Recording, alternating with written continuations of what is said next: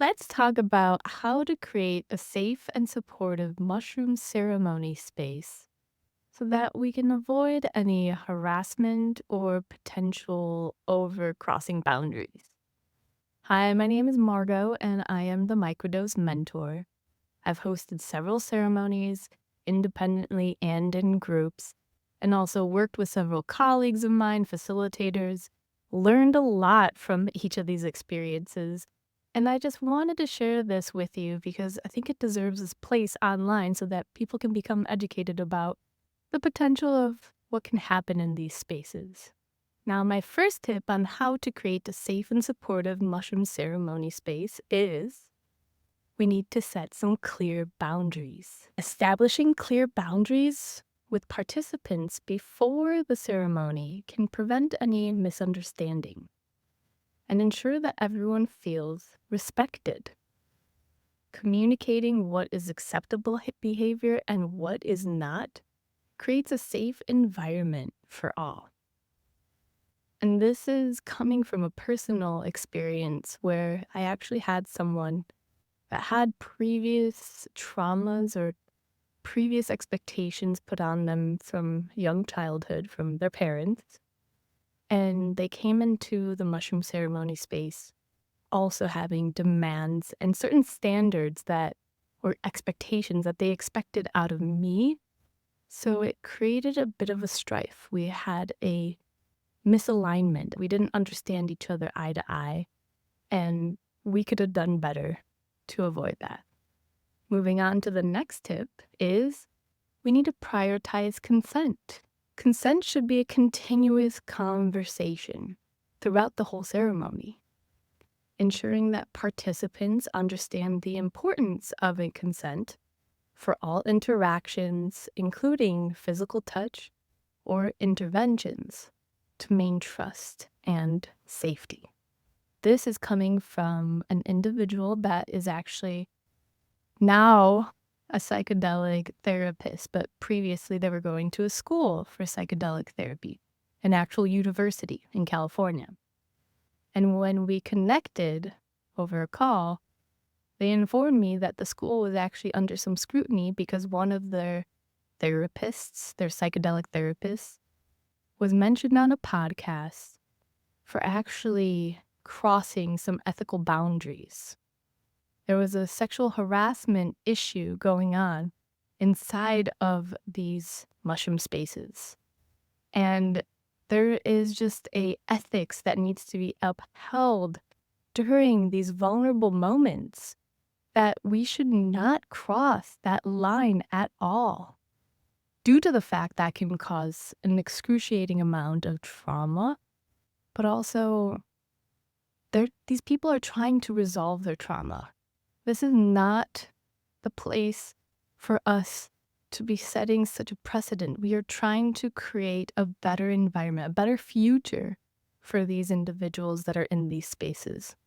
It saddens me to find this out, that this is even something that happens, but it is so true. And really, it is up to us, the people that are going into these spaces, to do the work, the investigations, the vetting, to make sure that we are in a proper, safe setting for ourselves.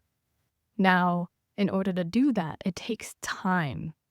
I think that is the biggest crucial factor in that, as you cannot develop an understanding of someone to trust them in a short amount of time. You have to get to know a person. You have to know what their morals are, what their ethics are, in order for you to know if you will feel safe in these places.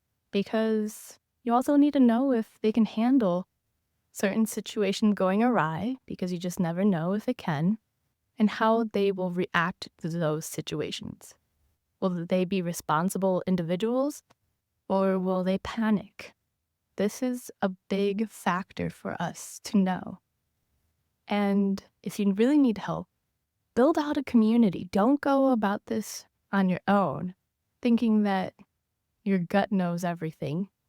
Because even those people that have really good instincts, really great gut instincts, they make mistakes too. Don't blame yourself. Build that community of trust and ask a lot of questions and take your time. Before I go on to the next tip, if you really need to know on how you actually can establish this trust about how to vet a certain individual before you enter a space with them like this, definitely go to check out my description box to download the questions that you can ask those facilitators before you go into those mushroom spaces with them so that you have a better understanding of who they are, what their background is, and how they'll handle situations.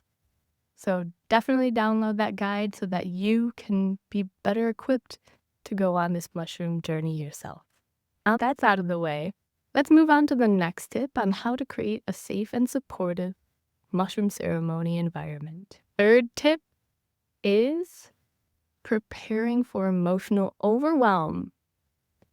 There's going to be some intense emotions that are possibly going to come up for those that are in the mushroom space, the ones that actually took the mushrooms. This can arise during ceremonies in various ways. It can come up as in bouts of laughter, which is the most common way of expressing emotion.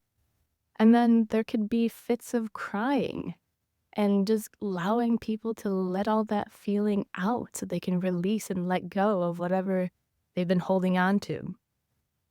But we also have the potential of having anger come up and expressing that onto the facilitator.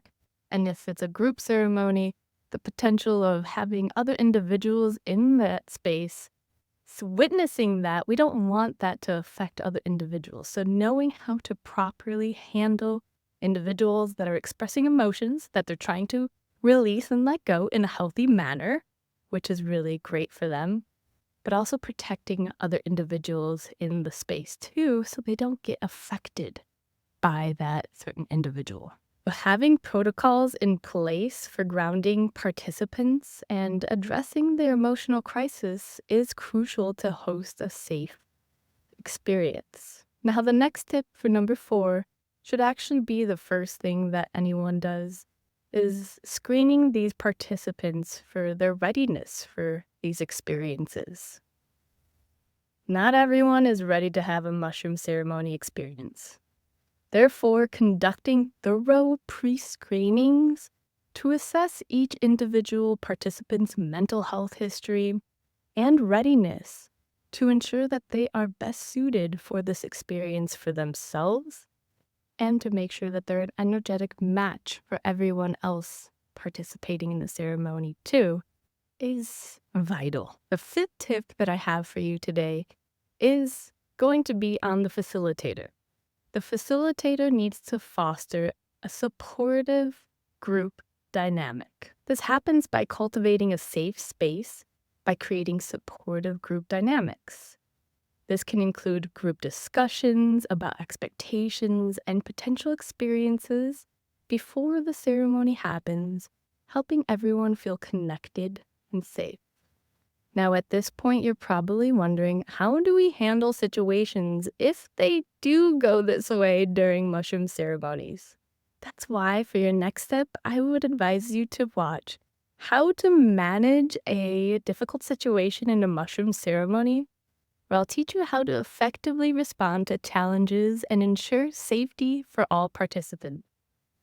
Thank you for watching this video. Make sure to like, subscribe, and love me some comments so that I can help answer any questions that you may have about these topics, and maybe even feature a video topic based on those comments too. I'll see you in the next video.